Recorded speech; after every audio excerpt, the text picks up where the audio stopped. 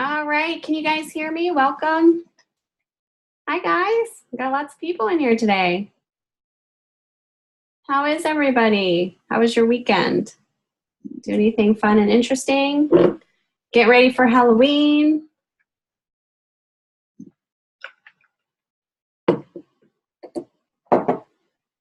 Oh, family photos, very good. Great time for that. What's that, Micah? Lawn work? Oh, more lawn work. All those leaves. I don't know about you guys. I just got my Halloween costume yesterday. I ordered it on Amazon.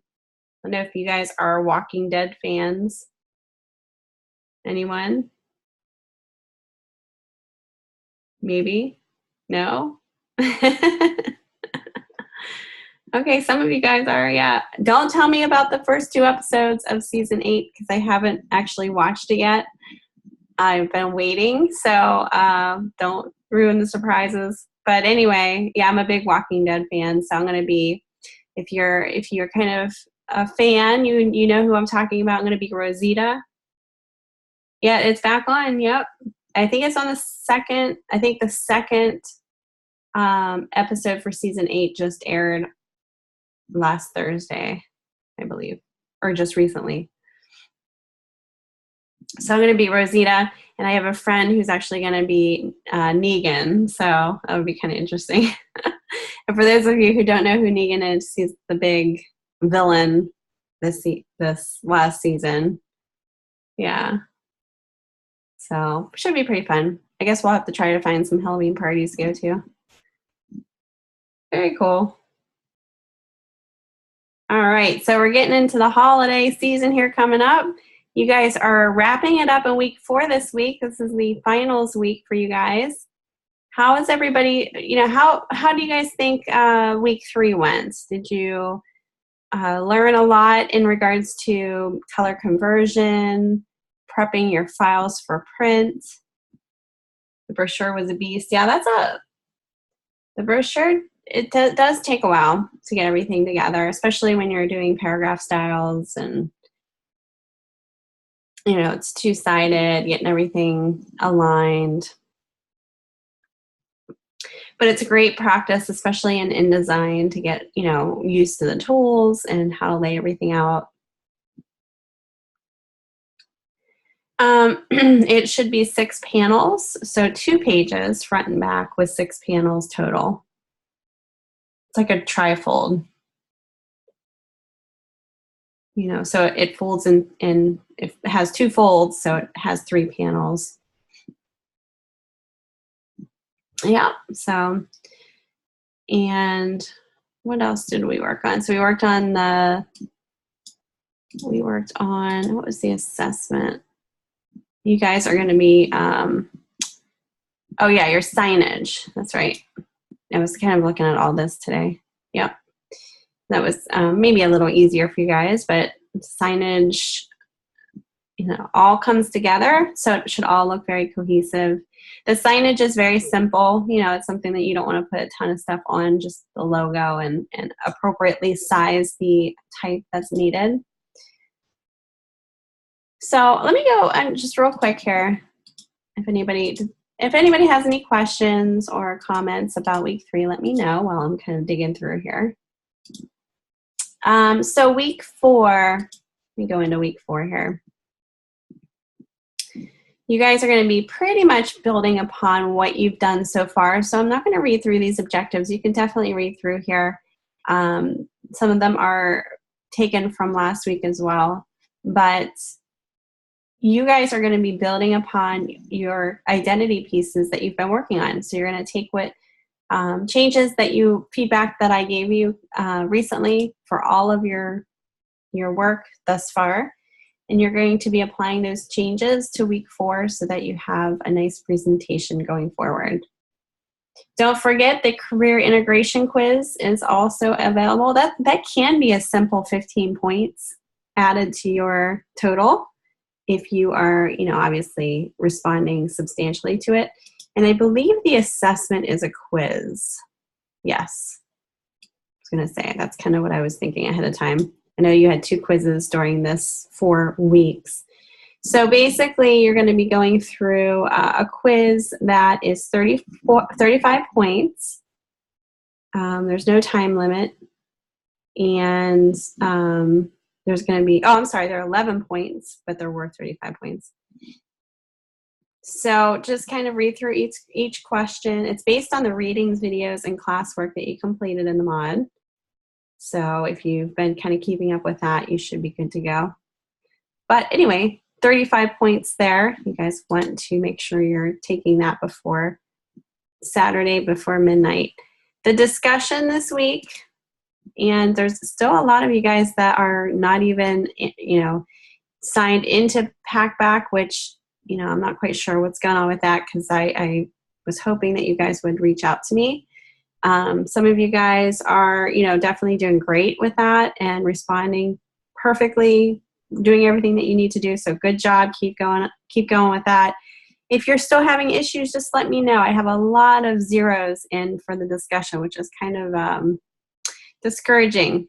I don't like to see you guys lose those 60 points every week. That's a lot. So if you're having issues, reach out to me. I can try to help guide you through, how to solve whatever issues that you have. I mean, I know it's week 4 already, but it's better to get the 60 points than not. So, okay. So no questions about week 3 or anything so far, you guys? Before I get into your, okay. Depending upon this, how fast we go today, we might end up leaving early, and it's up to you guys. If you want to show anything or get extra feedback on, we can definitely open it up for kind of like an open session at the end here. Just a little FYI there. All right, so because a lot of this is, we're going to be kind of adding on to what you've done before, as far as like revisions for your work. All right, so we will have a discussion in week 4 as well, and we're going to be talking about lossy and lossless compression. You're going to identify and determine the appropriateness of each. Oh, sorry about that. So if you're unsure about what that is, it gives you a little bit of a background information with a video you guys can watch. I'm going to read through the prompt. So read through that, and then the prompt is kind of where, this is what you're going to be answering in a way. The internet is full of images that are crisp and clear. There are also sites that contain images that are not designed well. As you watch the video above, so you're going to want to watch this, and search the internet, think about when lossy image might be appropriate. So there's differences between lossy and lossless. When a lossless image might be appropriate. So when would those two be used, and what purposes would they be for? What would you do when lossy compression is the appropriate, but lossless is the only option available? You might kind of come into that that issue possibly, and just kind of discuss how you would go about approaching that. Okay. So if you're unsure of what those terms mean, you'll need to do some research, watch the video, read the background here, do some digging, and come up with a good question for your main question. Okay, so a valid question of relevance to lossy and lossless compression and its impact or implications for your life or future career or relative for this. Don't forget, to kind of hit these points for all of your full credit points, possibly. Don't forget to respond to at least 2 different peer posts on separate days as well. And also cite an outside source. Add in an outside source to support your perspective. Maybe you don't know what lossy and lossless is. Maybe that's one of the beginning questions that you want to start out with. So your question will be something that maybe you thought up immediately when you read this, or something that you've always been thinking about. All right, any questions about that? I'm going to kind of I'm not going to give you any details into what each term means. I want you guys to do that research. I think it's not that hard to do, and I think you guys definitely, would benefit from just looking at different areas and resources for that. Here's an example. I don't know if this is for this actual, let me see here. This might be from an older discussion. Let me just open this up here real quick.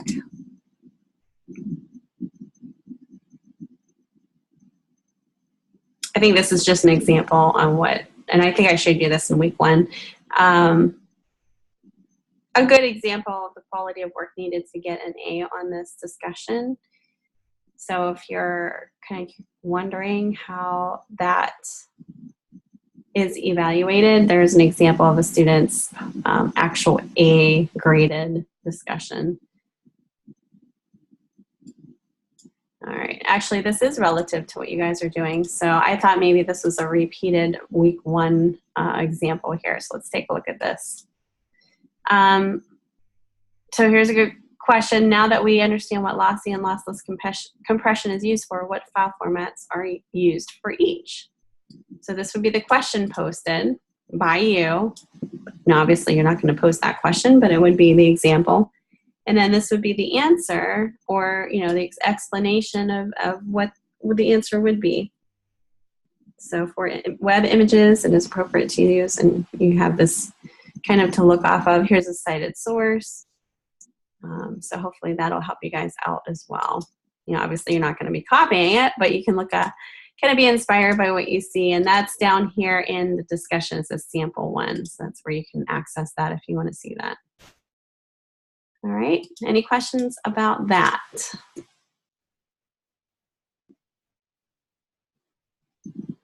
Nope, you guys are easy. All right. Let's get it started. We're going to be talking a little bit today about something. Oh, you know what? I forgot to change the times on here. There's going to be wrong times on here, just kind of FYI.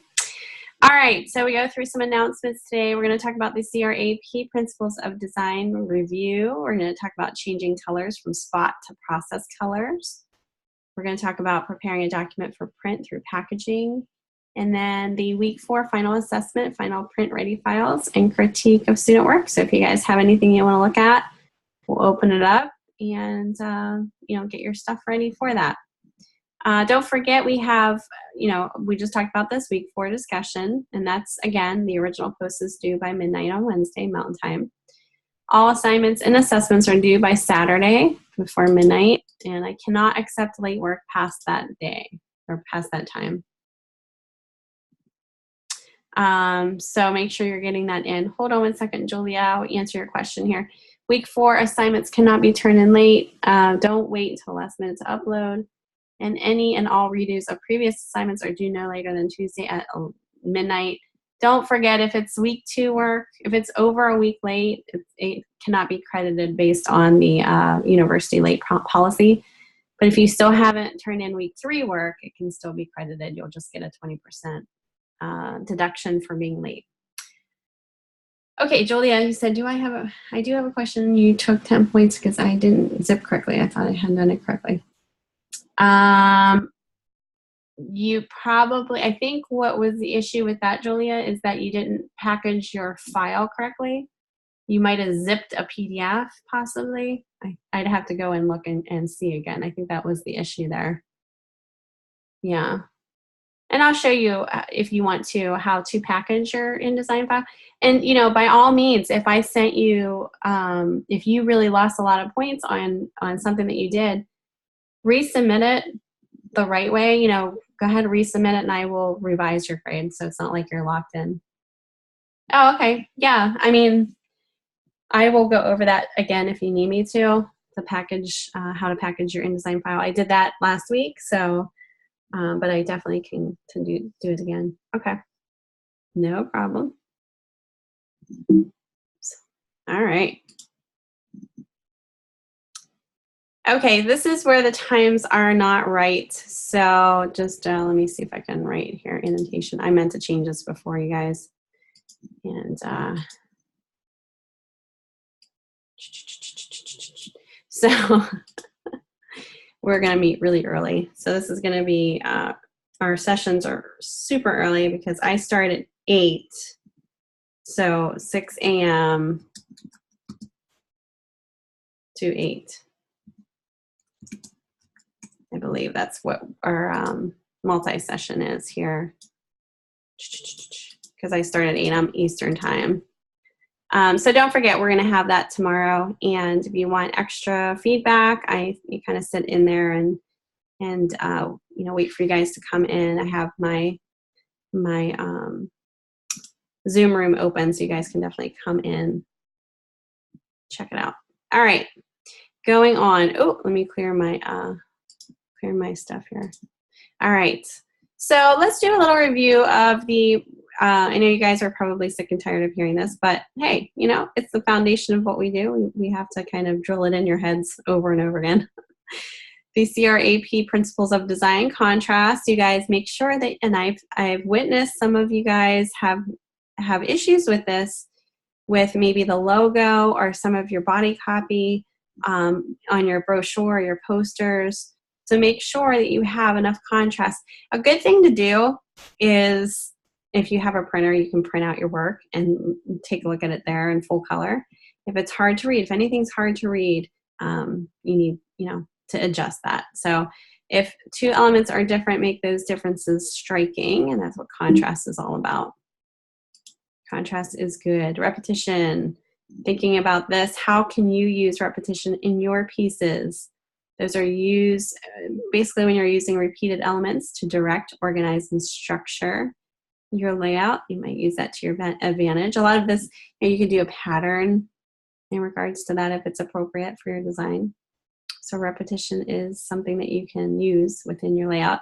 Alignment is key. Alignment is something that I'm always giving extra feedback on. Line up elements to create visual structure. You know, a grid is something that you can never, if you know how to use a grid, it cannot fail if you are using it appropriately. Grid is an amazing thing. The only thing is, you don't always necessarily have to use a grid on everything. You know, there's certain cases where you don't have to use it or you shouldn't use it. But aligning your, you know, elements is important, because what we do as designers is we are visual communicators. And if our communication visually is not clear or hard to follow, that's when the design fails. That's when we are not communicating effectively.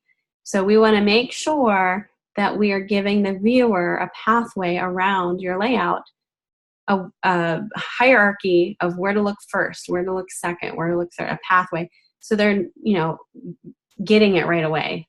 It's communication that's quick and easy to read, or, you know, it makes it easier for them to understand.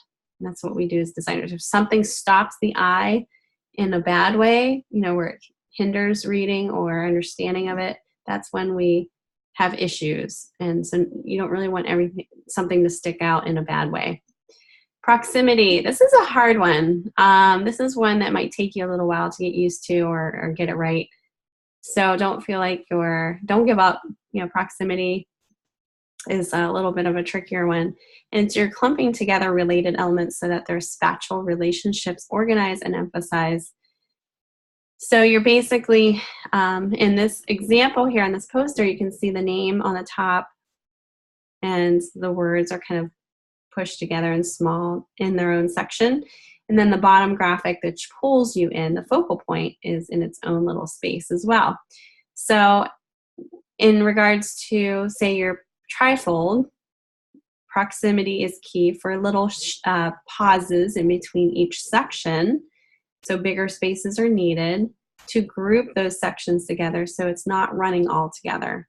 When copy, there's no actual pauses in between each section, especially with a very large amount of text like a brochure. It can be harder to read because it's all being, you know, it's all kind of too close together and it's all reading together.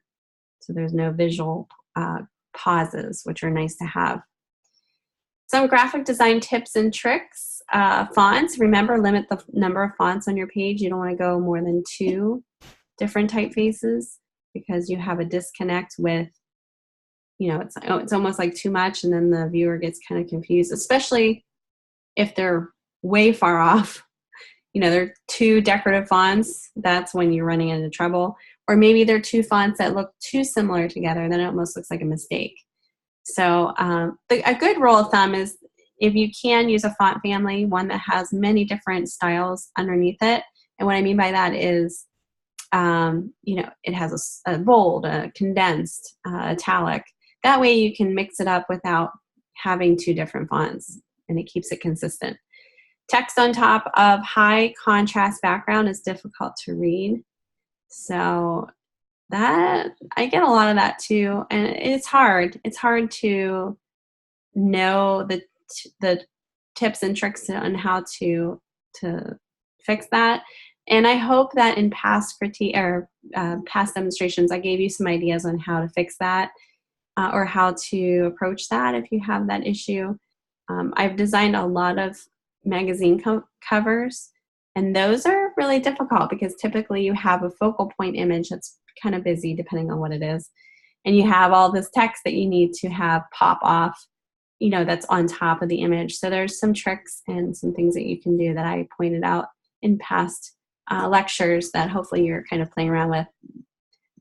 KISS, keep it simple, stupid. We've all heard that before. Simple can be beautiful. I think that's something that you learn in time sometimes, and I know I've been in that position before. You guys will graduate with a portfolio, and then within a year, if you're working in the field, you're going to look back at it and say, oh my gosh, hopefully you'll look back at it and say, I really didn't know what I was doing. No, maybe not that much, but I know I've been there. And that means you're learning and you're kind of editing out what doesn't need to be there. And I know I've over-designed many times. I think that's just something that we do as beginning students and designers. And then we kind of start to understand the beauty behind negative space, positive space. And we edit things down that that aren't necessary in our design. Colors, limit your colors. You don't want to go crazy with all these colors. I mean, sometimes it's necessary depending on the client and the brand and what you're working on. But limit your colors. Keep it within a theme, so a color theme.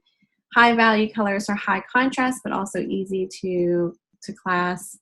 I don't know what that means, but I think I wrote that wrong. So high value colors are high contrast.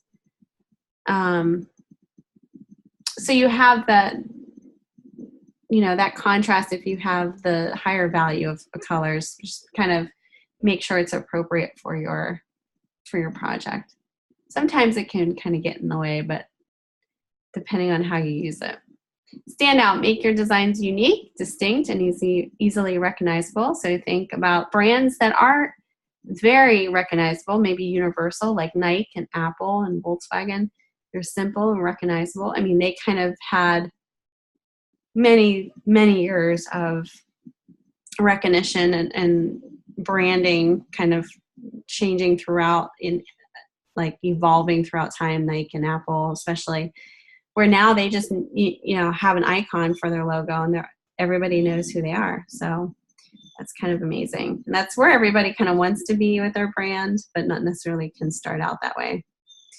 All right, so let's go forward here with converting spot to process. We talked about this recently here, but this is a nice visual example of how to do so. So if you're having issues with converting, here's a screenshot here of how to do so. So my document currently has two spot colors, green and purple. You guys were working on this with your logos, I think in week 2, where you had to convert it from spot, you had to create 2 spot colors and then convert it to process. So this is the steps that you will take. If you're having questions about this, this is how you do it. All right, so go to your spot colors in your swatch palette. You can see that's kind of being selected there. And then my document currently has 2 spot colors, green and purple. You can see it says spot colors. You can actually see the little icons on the right that kind of differ from the ones that are on top, the CMYK process colors. You can tell that it's a spot color because it has the little square with a circle in it in the layer itself. That's how you can tell. So what you're going to do to convert from spot color, so if you want to not have a Pantone color, spot color, and you want to make it a CMYK color, a process color, what you're going to do is you're going to select both of the swatches in the window. So you can do a shift select, and then select the swatch options under the lines in the very top right-hand corner of that dialog box. that little line tab symbol in the upper right-hand corner of the swatches window. You're going to go to swatch options. And then you're going to change spot to process in the dropdown. You can see when that swatch options pops up, go to color type, and instead of choosing spot, which is selected with the check mark, you're going to choose process. And it should say color mode CMYK. See the before and after. Notice in the swatches that the dot has been removed from the colors when you convert it. So that's how you know it's been converted, one of the ways. How to check before making a PDF to make sure that you have you don't have any spot colors present and you just have process colors. You go up to Window, Output, and Separations Preview. Always check before making a PDF file for the final press output. So with spot colors, on the left here is kind of showing you the green spot and the purple spot, and then in the separations preview, but then on the right is without. So you can tell big time that there's no spot colors there because it's not even listed. So that's how you would check for that. All right, any questions about that conversion before I go on? You guys should have been, already doing this in week 2. But I know some people have issues and need a review, so. Okay. All right, so before we go and prepare your document for print, for final print, for any instance for this class or even, in a real world scenario, you want to make sure that you're checking the following 5 items. And sometimes you have people at your work, and this is if you're lucky, who do review and get a second eye on this. But you want to make sure you get that checked before you even do that, just so it makes you look better, you're not missing anything. So spell check, do a spell check. And spell check is available in all the Adobe applications. If you have a question of where that's at, say in InDesign, let me know. So spelling and grammar check. Check colors. Again, make sure that if you do want spot colors in there, you make sure that they're properly, placed in there. If you want everything converted to CMYK process colors, make sure that that is happening.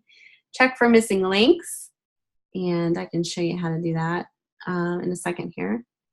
So missing links is any type of images or, say, illustrations that you're importing into InDesign that it's not quite syncing up to the original file. It's saying, hey, where is this?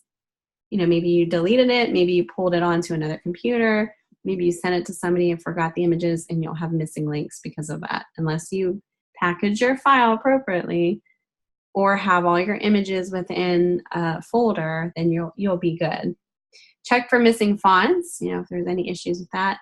Check all bleeds and marks and make sure everything is set up correctly for final proof. You want to make sure, even though you have bleeds set up, you want to make sure your images or whatever color blocks that you have that are bleeding off are actually bleeding off, and you're not just pulling the box to the trim edge. Okay, so it's kind of the bottom part of this is kind of explaining a little bit and kind of what I just talked about. Preparing a document for print. Links. Look at images specs from the links palette.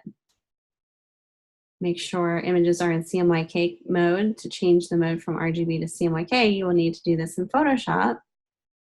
And I showed how to do that, I believe, last week, whenever you guys were working in your brochures. You have to open up the original file in Photoshop, adjust the size, resolution if needed, and then the color mode will also need to be converted. All Photoshop images should be 300 pixels per inch at actual printed size. Effective pixels per inch as shown in the links palette should be at least 300, but not much bigger. You guys, again, in your brochure, you should have been looking at that. Photoshop images should be saved as a TIFF, a PSD, or a JPEG. Try to eliminate layers from your TIFF file. For bigger files, use LZW compression to make the file size smaller. Only use PSD when necessary for transparencies, technical blends, and masking. All right, fonts. Make sure all fonts are free of any problems in the Find Font box. It's something to take a look at. Convert troubled fonts to outlines. We will do a demo of this. Bleeds and marks. Make sure any item that needs to bleed off the page extends 0.125 inches, so an eighth off the document. When exporting as PDF, make sure bleeds are set to at least an eighth in the marks and bleed section after clicking save when exporting as an Adobe PDF. Make sure all printer marks are selected. Do not use the default document settings. So things to think about here. Package the InDesign file and then zip it. So make sure your document is saved, then go to File and Package. This creates a new folder where a copy of your InDesign file is placed along with your folder containing your fonts and another folder containing your links. And we will do a demo of this again. Create a PDF and place it in the package folder. Do this in InDesign by going to File and Export. Make sure the preset is on the preset settings and make sure your printer marks are selected and the bleeds are set to an inch minimum. And then you zip the package folder, which also contains your PDF, by selecting the folder in the Finder and go to File and Compress and File Name. This creates a file with the same name as your folder, but with a zip extension. This is the file you will upload into Canvas for this assignment. It is also what you will need to send to printers via email when sending a job to press. All right. Any questions so far about what I just went over?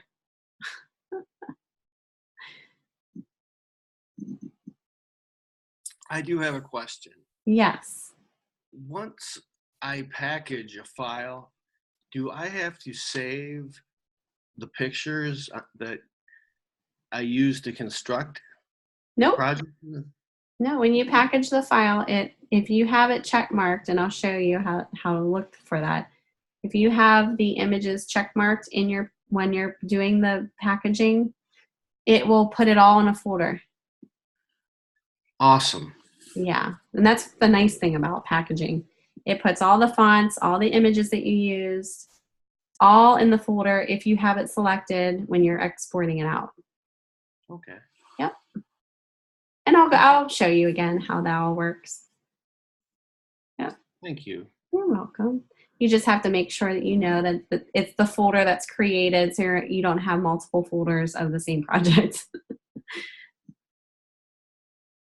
It kind of gets crazy sometimes. As designers know, we get folders after folders after folders, so we have to keep it organized. All right. And like I said, I'll go over definitely go over all of that in the demo today. So if you're visual people, I understand, I am too. We need to have the demonstrations in order to understand a little bit further. So I'm going to do that for you guys.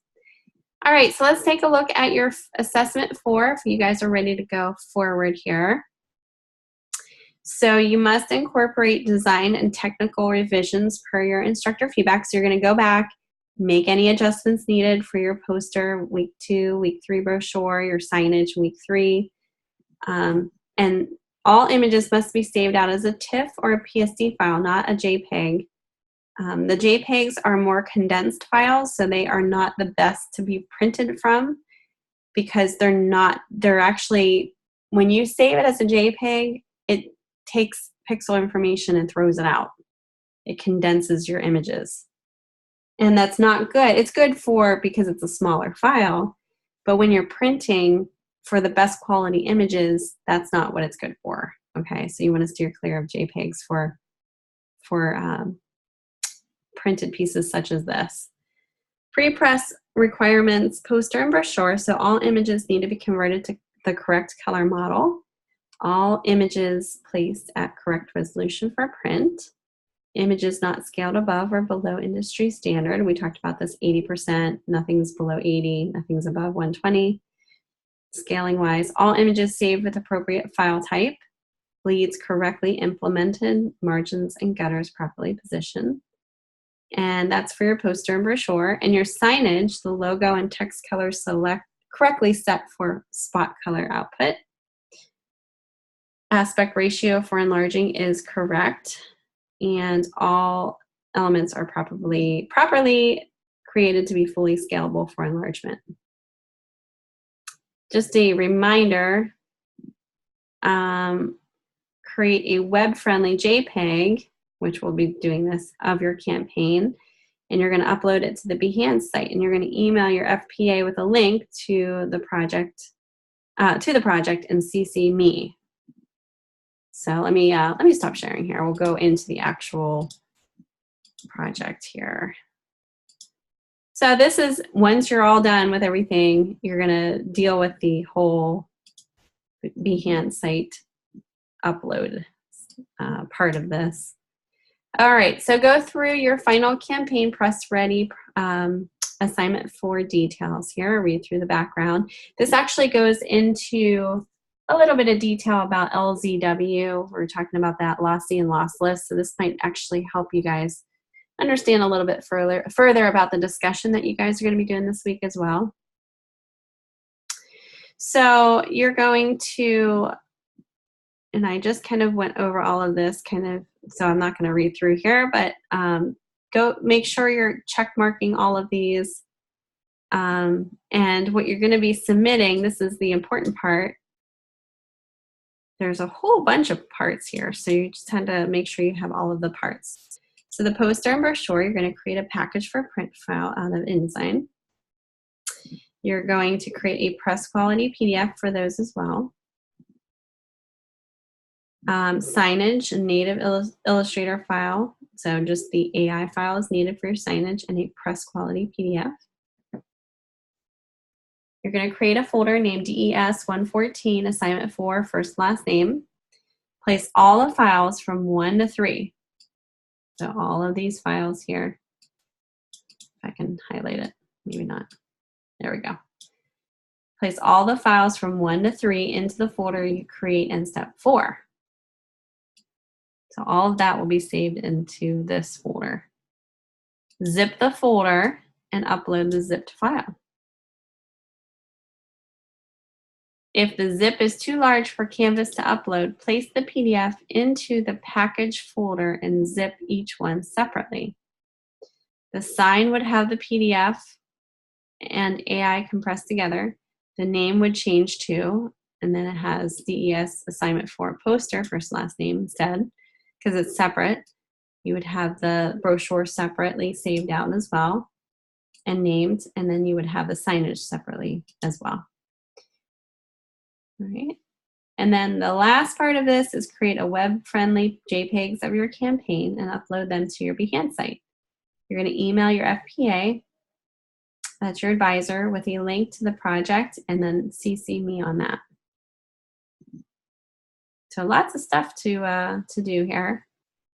Any questions so far about that? I'm going to go over and kind of do a step-by-step demo on how to do all of this. So, but any questions so far? Okay, you guys are good. All right, so let's do the first thing. Let's open up the poster and brochure that I did in the demos that I did for you guys. So let me open up, I think the poster we did first.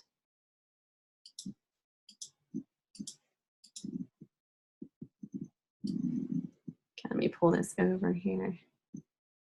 I'm actually going to show my whole desktop so you guys can see my menu bars and stuff like that. And desktop. All right, there we go. It's a little bit bigger here. All right, so the first thing I wanted to show you is, see this links, and if you don't have it, go up to window, and there's a links box that you can select. I'm going to pull this out so you guys can see a little bit better. This links is basically telling you every image or maybe logo, any element that you placed in here as a separate image. This is kind of where you would see if it's linked or not. So here's my logo that I have here. It's linked, and it's telling me where it's at. So the name of it is here, logo TIFF. It's a TIFF file, CMYK mode, what size it is. I don't know if it actually shows the folder it's in. Let me see here. There, it's actually double click on it, it'll go right to it. Now, if this was not linked, say if I had a linking error, it would have a question mark. And I'll show you in a second. Actually, let me flip over to the brochure because I think I have. Here's an example of how it cannot find the link. You'll have a little question mark like you see here. It's saying, hey, you have this image here, this image right here. It's called cover.tif, but we don't know where it's at. Something was moved out of the folder and it's not linking. And you can tell because see how pixelated it is? It should be nice and clear. So that's a good indication that you know that there's a linking issue. And this is where you'll see if you have any red question marks, that's when you know you have issues. In my poster, I don't. It looks good. I have 2 linked images here. They all look good. Everything looks fine. You can check to see the color mode in here. Everything looks great. So if you need to do any changes to your poster, this is the time to do it. Pull your bleeds out. Here's my bleeds here. Any changes that you need to do it now. Make sure double click on your images. Make sure that they're the sizes that need to be. Okay. So what you're going to do is you're going to export, or you're going to package this poster. So you're going to go up to File, if everything looks good, and you're going to hit Package, select Package, I should say. A little box should appear, a package box. It'll give you a little summary of what's in here. Fonts that are in here that are connected to it, links and images. And again, you'll see if there's the status will tell you if it's linked or not, so you can see it there as well. Colors and inks, everything looks good. It's all processed. Everything looks great. So I just hit package. This part you can skip. It's basically just if you want to put your contact information. I'm just going to hit continue. Actually, it has my old address in there. When you hit continue, this box should appear. And you'll save it. I usually just save it to my desktop at first so I know where to find it, and then I'll move it into my work folder. Make sure that it's named appropriately. And this would be assignment 4. And then your first last name, save it to the desktop. Down here, before you click package, make sure you have all of these checks. So copy fonts, copy linked graphics, updated graphic links and package, use document hyphenation exemptions only, include fonts and links from hidden and non-printed content, include IDML, which is kind of like a copy of your native file, include a PDF. Now, you can do this separately. I would do this separately just because you want to make sure that you can choose your crop marks, your bleed marks, separately, and everything looks good. So I'm going to leave that unchecked for now. You can do that and then have press quality. Just make sure that if you do that, take a look at your press quality PDF after it puts it in the folder. Make sure that the crop marks and the bleed marks are all in there. Okay, then you hit package, and I'll show you how to do that separately. So if you need to, we can do that. Might take a while depending on the size of the document.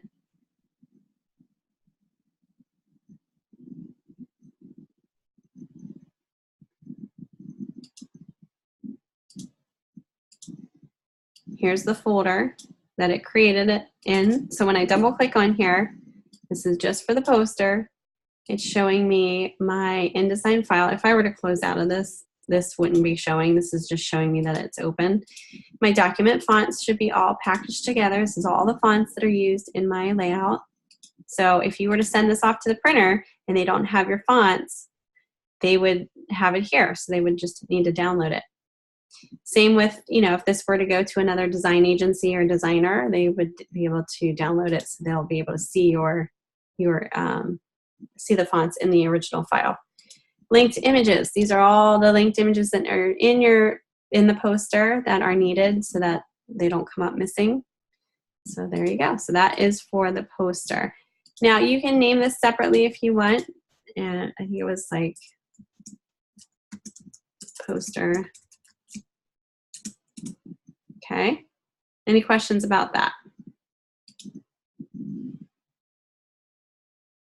Oh, let me show you real quick how to do the press ready PDF too, because we'll need to throw that in the folder. Okay, so you'll just go back to your InDesign file and go back up to File, and you'll want to go to Adobe PDF Presets, Press Quality. This is to make a press quality PDF. Desktop. And I'm just going to name this Assignment 4. Save it on my desktop. And then before you click OK, make sure that this all makes sense. So what I would do is look in your marks and bleeds on the left column here, click on that, and you'll want to do pretty much your crop marks and your bleed marks need to be selected. That's the weight of the lines. That doesn't really mean anything. You can actually check mark this if you want to use what's in your document. And I would just check that so that you can use what's in there. And then you hit export. And then you double check. You always want to open it up just to see how it looks. And this is how it should look. So almost like a double crop mark here is what you should see. So this is the inset crop marks is actually where the trim will happen, so that the bleed is on the outside. That's the outside marks. See down here, this is where I know, oh, I kind of screwed up down here because I have this white box isn't extended out, so I need to fix that. So I would go back to my InDesign file and extend this out to my bleed. I did it up here with my box, but I didn't do it above.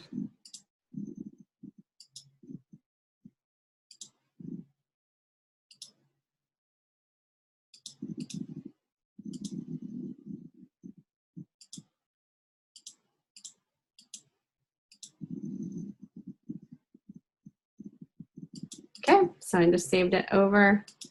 Sometimes that happens. Let's see if it actually did it this time. Yep. So you can see there's no issues down below now with a weird knockout of color. Okay. And that's going to be, let me see how big this is. I'm going to do Command I, just selecting that, 3.7 megabytes. That's a pretty big file. Just dump this into this folder because that's the poster. It belongs to that. So this is kind of what you should see. All your PDF should be in there. Okay, so that's your poster. Now I would go back to your, after you're done with that, just go ahead and close out, save out. Go to your brochure. I'm going to delete some of this stuff so we can, there we go, start fresh. Okay, make any necessary changes. If you have images that aren't linked right, like I have here, make sure you're fixing them and linking them up. And it'll tell you way down here, see it says 5 errors on the very bottom. It'll tell you what's going on here, like what is happening with, let me click on here, pre-flight panel. So it's giving me 5 missing link errors here, and these are all the things that are wrong. So it's giving me 5 errors. So I just need to go in here and relink these. And how I would do that is select the image, go up to my links, which I guess is up here. There we go. You can even double click on that to see where it's at. And then you can go down here on the very bottom presets. There's a little link that you can click, and it's telling me it's in my desktop Kayak Bro Kayak 1. It's telling me it's right there, but I don't have the TIFF version of that. I don't know why I didn't save that. I think what was happening, did I delete it from here? Let me see. I think I actually deleted the folder that I was showing you guys. Yeah. Let me throw this over here real quick.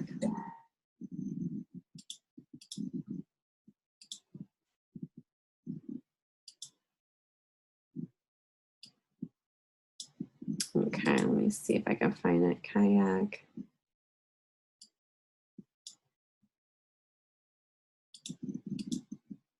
This one's the same one. I'm just going to replace it because it's pretty much the same one. I think what I did was I just threw out the folders after I gave the demo, and I probably shouldn't have. Okay, sometimes when you do that, it'll relink all of them that's needed. So that's kind of what just happened here, if it's in that same folder. And just make sure they all look good. See, now my front cover is restored. It's not pixelated anymore. I don't have any weird question marks because everything's linked. Everything looks good. And there you go. Make sure everything's CMYK, even the logo. You want to make sure that that's, you know, exported out. You'll need to go into Illustrator to do that, and then convert the spot to process, and then save out as a TIFF and place it in your actual file. And I think I showed how to do this in week 3, I believe. You might need to open your logo up in Photoshop to save out without the background coming in. Kind of a process, but it's just the way to do it. Okay, so everything looks good. Everything's linked up. Color mode looks great. Nothing's like out of the ordinary here. You can even go through each link, check them out, go to your colors. Yeah, everything's converted, looks good. Okay, so you're going to do the same thing. File, package.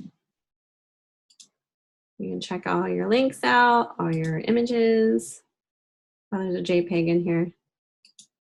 Where's the JPEG?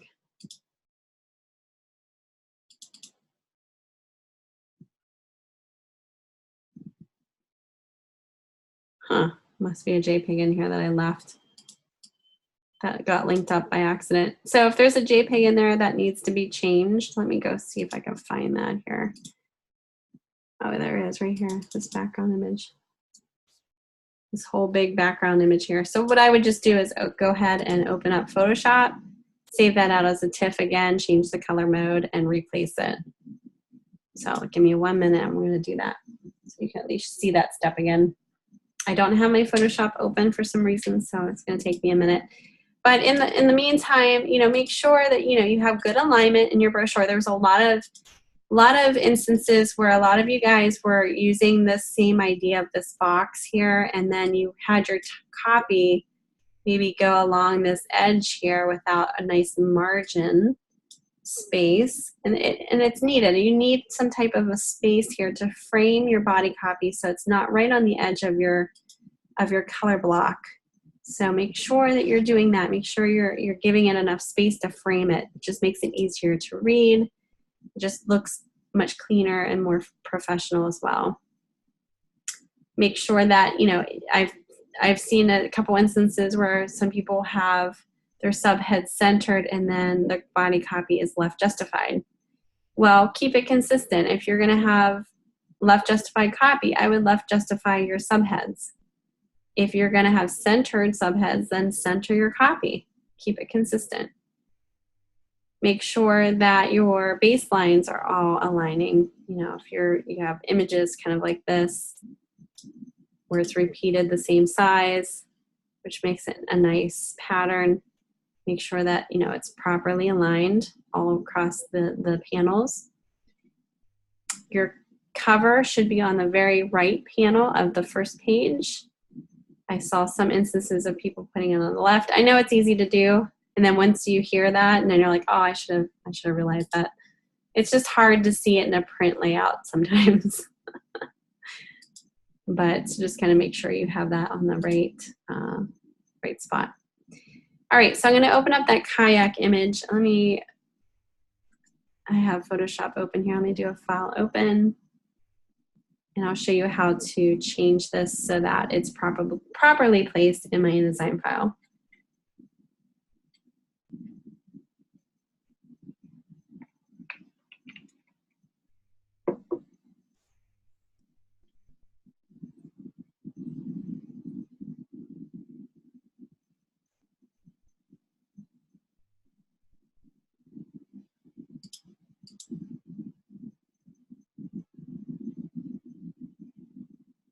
Give me 1 second here.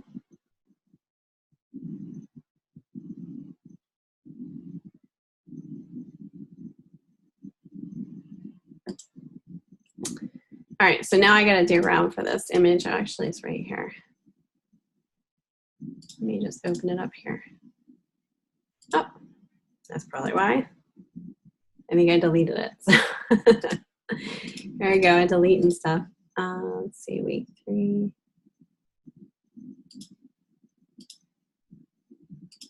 And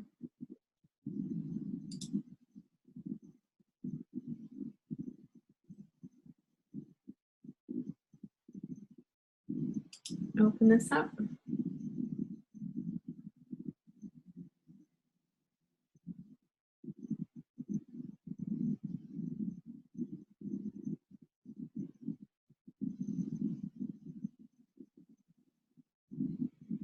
All right, so sorry about that, you guys.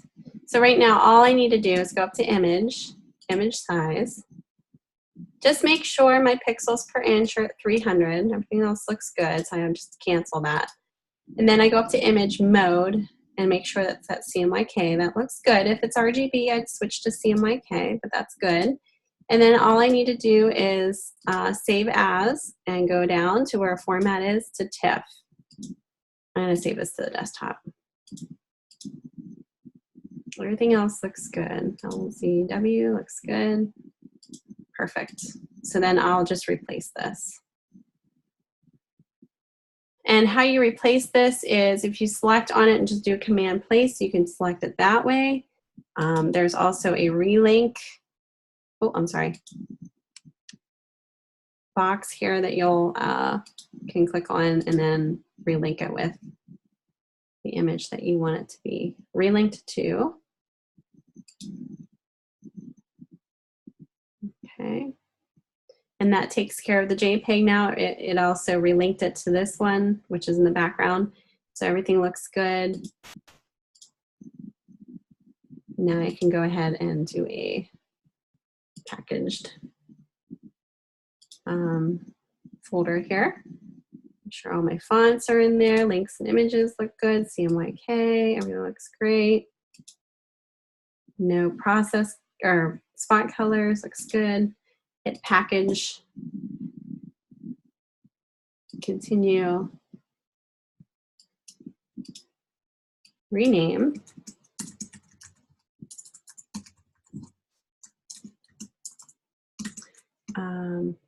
For sure. And then again, just pay attention to these check marks. You don't have to include the PDF right now. We're going to do that separately. Package that up into a separate folder.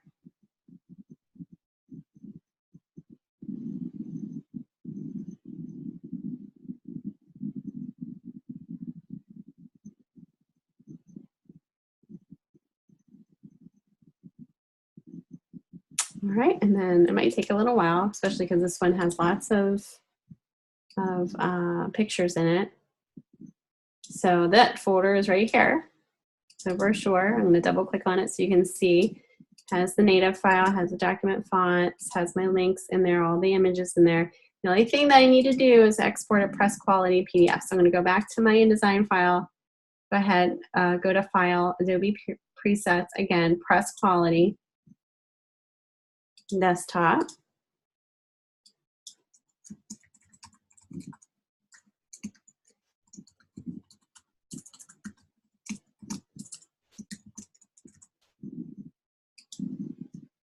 And everything looks good, all pages. Everything looks good there. Marks and bleed. Compression is just to make sure you have a high res. If it's already set up in your Adobe presets, you shouldn't have a problem. This is what it should look like. Marks and bleeds. And then again, checking the bleed and slug, use document bleed settings. Hit OK. And then check your PDF. Double click on it, make sure it looks good. If any changes need to be made. Oh, let's give us some time here. Hold on. There we go. But this is kind of what it should look like in terms of your bleeds and marks, crop marks. There's one page and then the next page. go ahead and throw that in that folder. Dump it right in there. So you got 2 folders. Any questions about that? So we did this already. We did this. We're going on to the next, number 3. Any questions so far? We did that to turn in week 3. So do I need to repackage everything this week? It's up to you. If you have changes that you need to be made, then you need to repackage it. If you don't, then you don't have to. If it's something that, yeah, you don't have any changes, then you can use the same folder. Just make sure, you know, double check things, that you have everything, you know, in there that needs to be in there. All right, I'm going to do a 5-minute break, and then I'm going to go on with number 3 and all the rest of this for you guys. Does that sound good? Take a small little break here, and then you guys can get some snacks, get powered up for this next round of demonstrations. I know I need to get some water and some maybe some sugar in me here. It's like that 3 o'clock mark here on, you know, on my end. So it's like my energy is waving. All right, I'll see you guys in about 5 minutes.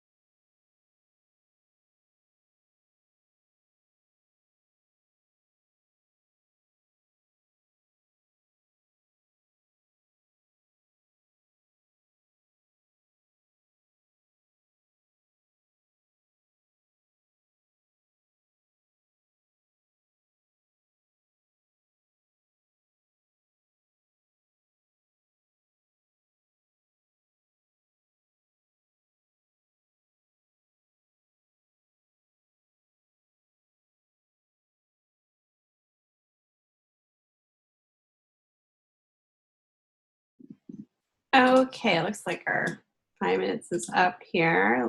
I'm just trying to get my files ready because I had changed this the last time that I had the demo here. So I'm gonna make sure I have an updated signage here.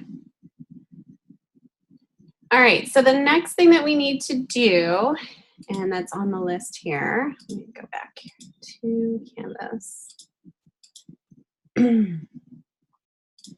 is number 3, signage. So you want to open up your native Illustrator file, and you actually want to save the native Illustrator file, so the AI file, and then also a press quality PDF for that. Okay, so let's go open up Illustrator here.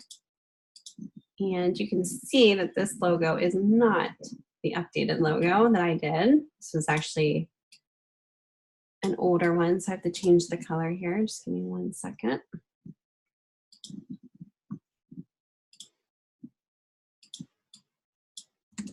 Based on my campaign pieces here. Okay, so I have to change these colors.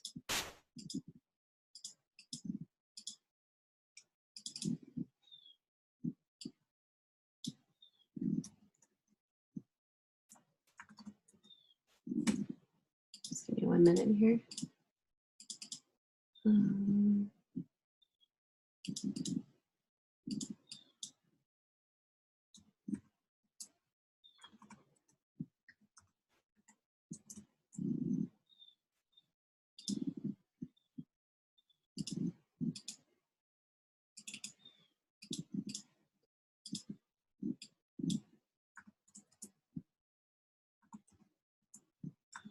Okay, great color. All right. So let me delete these spot colors out of here. That's good. Try these in here.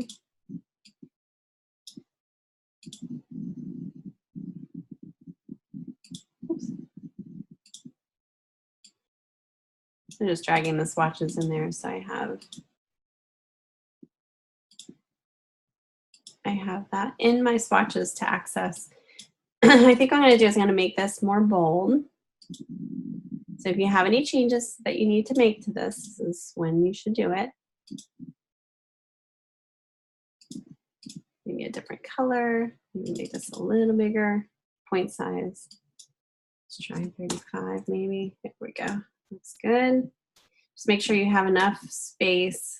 Hold down the shift key if you're doing any type of changing up the size so you're not distorting. You're going to do your alignments so that you know you're centered here. Make sure you have enough space down below, in between, and it's equal. Okay, that looks pretty good. All right, so this is the AI file. So this is the one that you want to also submit as well. So I'm going to go ahead and save this onto my desktop. So I'm going to do a save as, just so I have everything on my desktop that I know that I'm doing here. And I'm going to name this DES114 signage. My last name. AI is what you want. Save. So I'm in Illustrator. And then in Illustrator, I want to go File, Export, or Export As. Then you want to choose the format and go all the way down to it says TIFF. I'm going to save this to my desktop. Oh, I'm sorry. I don't need to do the TIFF. Cancel that out. I kind of blanked out there. You're going to do a PDF. So export, save as. Oh, this isn't the right way. File, save as. Sorry, guys. So file, save as, and then Adobe PDF. Click save, and then your preset should come up here that you'll want to choose the Adobe PDF presets, press quality. And go to bleeds. I don't know, do we have to set up bleeds? Let me see here. Yeah, I would just do bleeds. There's really no bleeds here, but you do trim marks. I don't actually have bleeds in here, so maybe just trim marks would be good. Okay, PDF. Or you know what, you probably don't even need trim marks. Let me just save over that again. So you're going to do File, Save As, PDF. I would just not worry about putting any marks because you don't really have, I think you'll be good. I'm going to take that off. You don't really have anything bleeding. If you have a color block back here, say a solid color, then I would say maybe as far as that goes, but I'm going to just share my desktop so you guys can see everything I'm doing here. All right, so then I just created that PDF. Whoops. And I put the AI file on my desktop. So let me trash these so I'm not getting these confused here. Here's the PDF. Here's the AI file that I need to include. So I'm going to double click on the PDF just to make sure it looks good. Looks good. You might even want to make just a separate folder.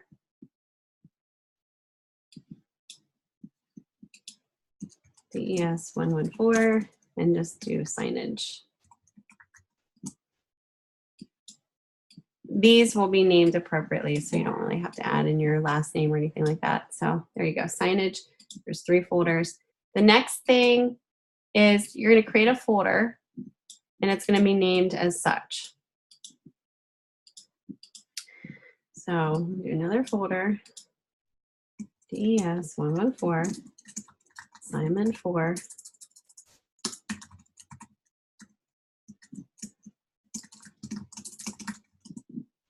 Okay, and you're going to dump all of these into this folder. So this is your poster, brochure, package file, and your signage. Throw them all in there. So you have one folder that's named, you know, this name here, and then all these 3 folders in here so far. Any questions about that? So that we're done with number 5.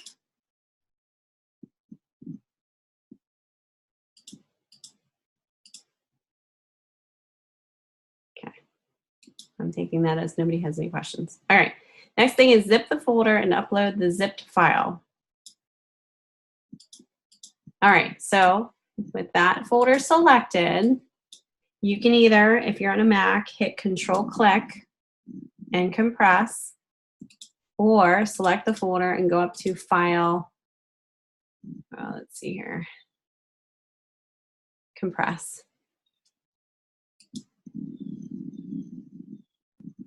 That's going to compress this folder with all of your other folders inside into a zip file so that it's condensed a little bit more. And usually they're not, this is a really big, it's 280 megabytes.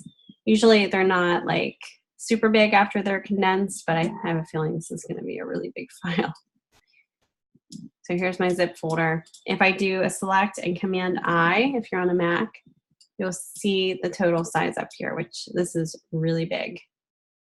If you guys happen to have a hard time submitting this zipped folder to your final submission, then go ahead and just do each one of these separately. Zip each one of these separately. So I would just take these out of that folder. Okay, as long as you have these, you know, named appropriately, then I would just compress each of these separately, and then that's what you would submit. I know it's kind of a pain in the butt, but if you're having problems submitting it because it's so big, you might need to do it separately in this way. The reason being is we have really large print files, and it's just the way it is. You have TIFF files in there. The image quality of all your images in there are really good quality print images, so they're going to be bigger in size. So this one's 118. And you'll do the same thing to this one. So instead of having 1 zipped folder, we're going to have 3, which kind of is a pain, but this one's 34. If that helps you get your work in, submitted, that's what you need to do. So you wouldn't submit this one, you would submit all 3 of these. Does that make sense? And this one might work, you know, it might be, you might not have issues with it, but you know, who knows? We'll see what happens. That's why, you know, you should definitely try to get your work in sooner, submitted sooner, just because if you do have problems, you'll have time to kind of figure it out. Okay, and this just talks about if you're having issues, what you need to do. The next thing is you can create web-friendly JPEGs of your campaign and upload them to the Behance site. And then you're going to email your advisor, FPA, with a link to the project and CC your instructor. But before I do that, anybody have any questions about anything that I showed? I know, Julia, you had a question about packaging. Is that clear now on what you need to do? It's a zip and a package and zip.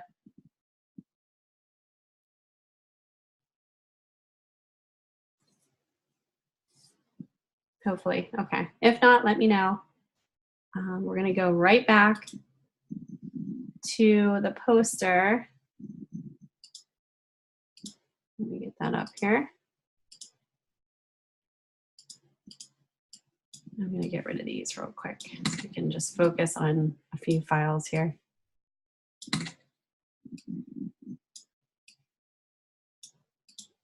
Okay, so the poster, I'm gonna open up the poster.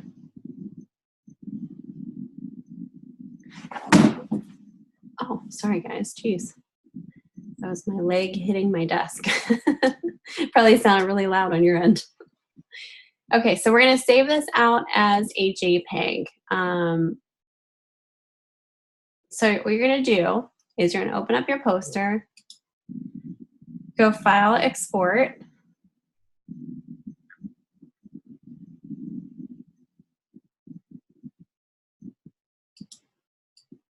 And I'm gonna name this poster just for ease of knowing what this is for. Go down to your format, just choose JPEG and click Save.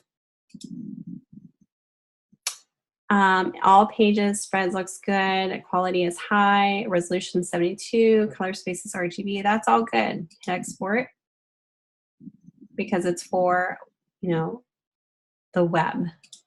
So you're viewing it on the web. Okay, so I just saved the JPEG onto my desktop. I'll show you what it looks like here. So what I would do is I would probably create a new folder and name this DES114 assignment 4 underscore your last name and then another underscore Behance. Just so that you're organized with all of your stuff. So this is the JPEG that I just exported out. Let me double click on that so you can see it. What it looks like here, okay. You don't have to worry about bleeds or anything like that. This is gonna be on your Behance site. Throw that into your Behance folder. Go back to InDesign, open up your brochure. File, export. This looks pretty good, just to the desktop. Brochure, JPEG looks good. Save. What you wanna do is all pages.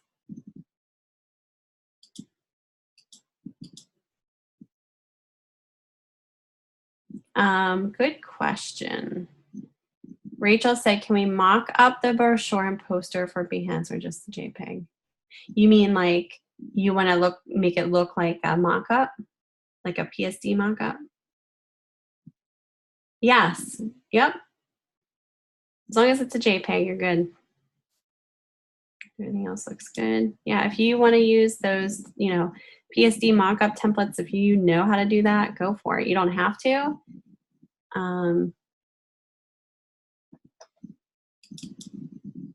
But yeah, go for it. Okay, so what this is going to do is it's going to export 2 pages. So you got your first and your second here. Okay, 2 pages separate. Just open them up, make sure they look good. And I would throw this into your Behance folder. Okay, the next thing is your signage. Go ahead and open that up in Illustrator. File, export, JPEG.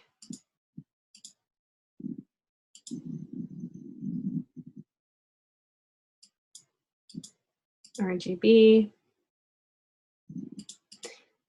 You could probably leave this at 150. That's probably fine. Okay. And then just double click on the JPEG just to make sure it looks good.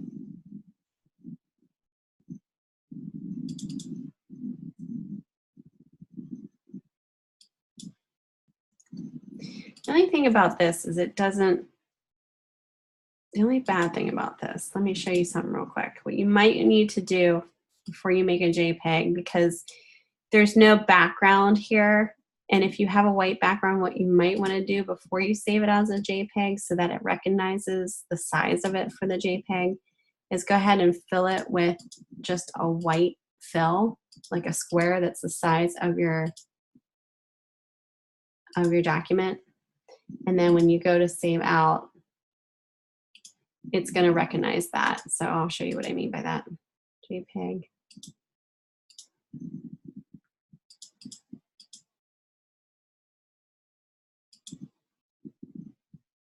Like before, you didn't see a lot of space, margin space, but now it should. There we go. If you have a color block back there, you won't have to do that because the block's already there, but because I didn't have a white fill, it was cropping it very closely on the top and the bottom. So now you can see there's perfect space there. Okay, I'm gonna throw this in there, and I think that's it. I think that's all I need, right? Poster, brochure, and signage. All right.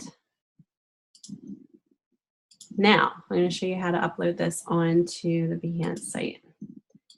Do you guys have a Behance account, per chance? Whoops. By chance. Or how about, I should ask this, who doesn't have one? Okay, so some of you might not. All right. It's free. You'll just need to sign up for free. It's not a hard process. You know, if you're used to social media sites, this is kind of more of a business end of social media, but let me sign in here. I should have done this before, but I didn't. I apologize. Now I can't remember my password. There we go. Okay, so Behance.com is what it is. So you'll just go in and I'm already logged in. I wanted to log in here so that I'm not showing you guys my password parts of this. Behance.net is the link that you'll go to, sign up. And I kind of already have my own Behance page with my own work, but I want to show you how to, so yours would be empty. This is all of my work and all of that good stuff. So you're going to go to create a project.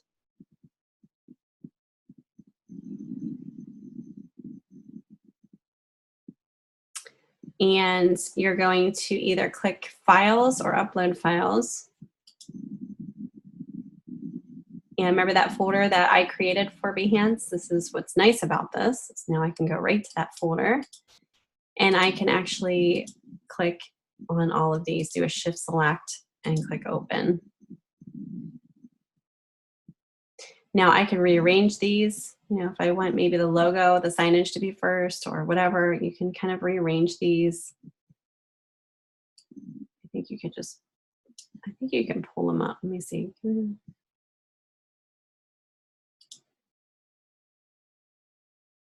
Reorder project, there we go. Forgot how they did that. And then you can kind of reorder it. I don't know, just for ease, I like the logo, the signage first, and then maybe the poster, and then the brochure. Click Save New Order, and then you can hit Preview. Let me zoom out a little bit here. And then you'll be able to see. This is another thing. If you want to add like a stroke around your signage so that you can see at least, you know, some type of border here, you can do a real thin black border line so that kind of can be shown or whatever. And you have your poster and then your brochure. And that's it. And then you'll click back to edit, and then you're going to say save. and continue. You can choose your cover image. So if you wanted to, say you wanted to just maybe do the logo, you can choose just the logo to show. Oh, it has to be a certain image. That's probably why. All right, so what we'll do is I'll do the brochure, and then maybe, let's see if I can zoom in here. It's not really letting me here. Oh, little thing. Let me zoom in a little tighter here.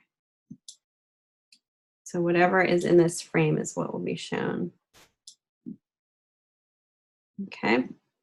You can name this. You can name it, our class number, assignment 4. And then it says, who is it by, crop and continue.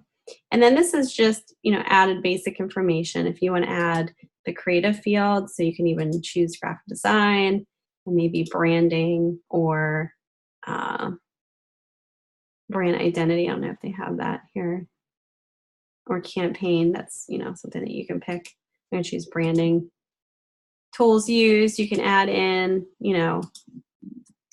Adobe Photoshop or Adobe Creative Suite.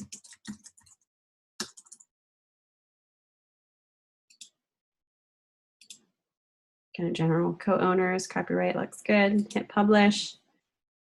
And you can promote your work. This is the link that you're going to send to your advisor and CC me. So you're going to copy this link.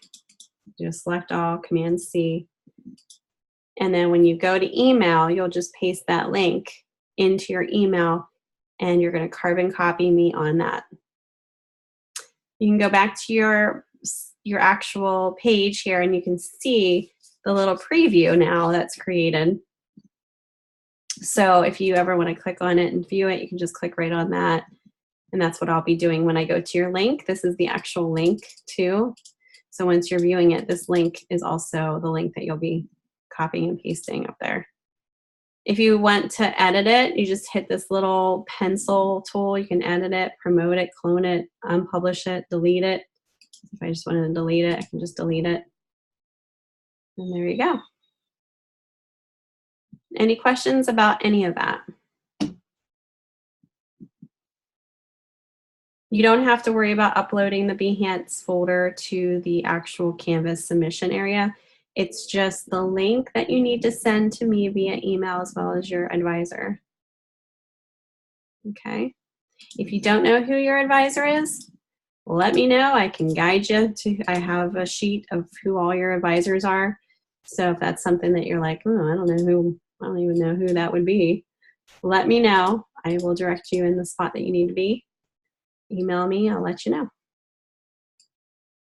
All right. I think that's pretty much, let me see if I have another slide here. I think, oh, critique, student critique. So you guys, just remember, if you're giving critiques, which I think we don't have a critique area in here right now, but if you want me to, I can put a forum in there. I'm not sure. Yeah, they don't have a critique area in there. I can put in the discussion area a critique forum if you guys would like me to, where you guys can give each other some feedback. Just make sure you're checking in even if you're not posting there. That way, if somebody else is posting, you can give them feedback. But just kind of remember to give credit, give the constructive feedback in a way that we call the sandwich method. So you would start off by focusing on the strengths, what you like about the item in question, what works, what you think works and why. And then you could provide the criticism, things you don't think that are working, the areas of improvement. Try to make it objective, not subjective. And then lastly, you can round off the feedback with a reiteration of a positive comment or comments that you gave at the beginning, and B, the positive results that can be expected if the criticism is acted upon. So yeah, I'll put that into the forum so you guys can take advantage of that if you need extra feedback. And again, that would be in the discussion area. So you would see week 4 discussion, and I'll create like a optional critique area. Okay. All right. So that's pretty much all I have for you guys today. I'm going to kind of wrap it up. So if you guys want to share anything, if you have any questions, we have at least 25 minutes to do so. So let me know if anyone wants to share their screen or has any questions. You're welcome, Micah. I hope I clarify. I hope everything's clear and understandable, because there's a lot of instructions going on there. Can get overwhelming, I'm sure. Oh, thank you. Appreciate it. You guys are great. I mean, I've had more students coming into this lecture than I've had in a while, so it's great to see you guys coming in here. Must be a good time of the day. And don't forget, I'm going to be up really early tomorrow morning. If you guys run into any issues or anything tomorrow morning, I will be here for the multi-session. I'll be logged in for 2 hours, so I'm just sitting there waiting for you guys if you want to come in. Try not to miss. All right. Nobody has anything to share or any questions? You're welcome.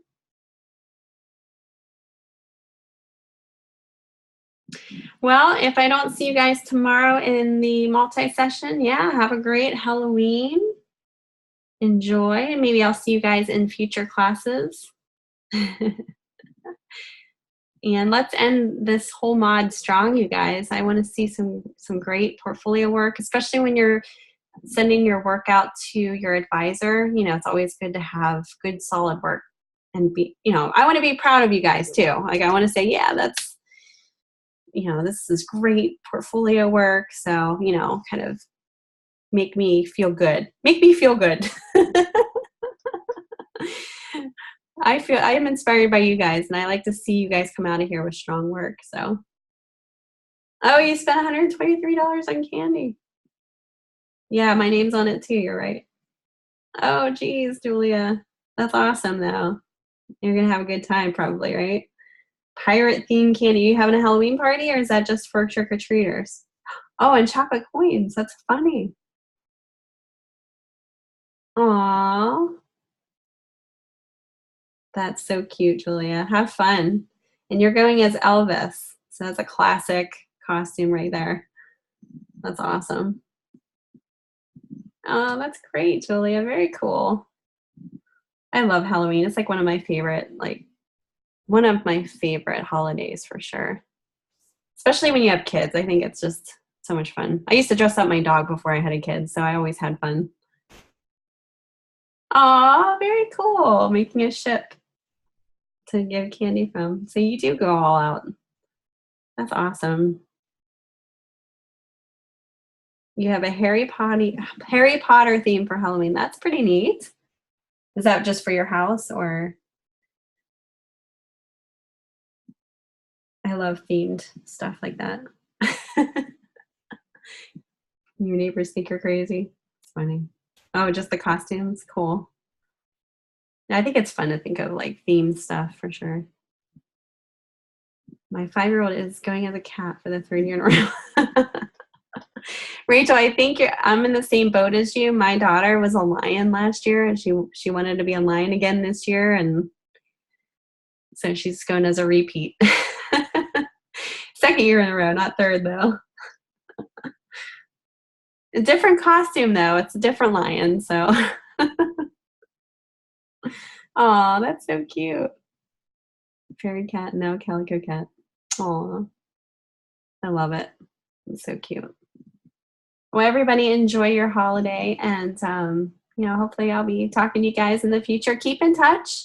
I will post my contact information via Behance and LinkedIn, so that you guys can link up with me and stay in touch. It's always good to kind of keep those connections open. So I'll post that before the class is over. So you guys, if you want to, you can sync up with me there. And you guys have a great rest of your day. Thanks so much for coming in, and I'll talk to you soon. Okay, bye guys.